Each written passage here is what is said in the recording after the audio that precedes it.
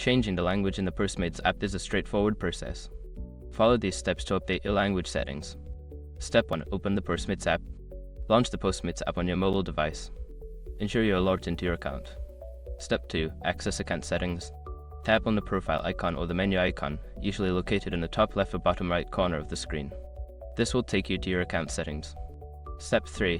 Find language preferences. Scroll through the settings menu until you find the language or app language option. Tap on it to view the available languages. Step 4. Select your preferred language. Choose your desired language from the list provided. The app may automatically update to reflect this change. Step 5. Restart the app.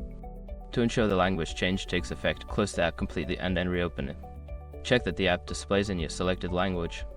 After following these steps, your Postmates app should now be set to your preferred language. Enjoy using the app in a way that feels comfortable for you.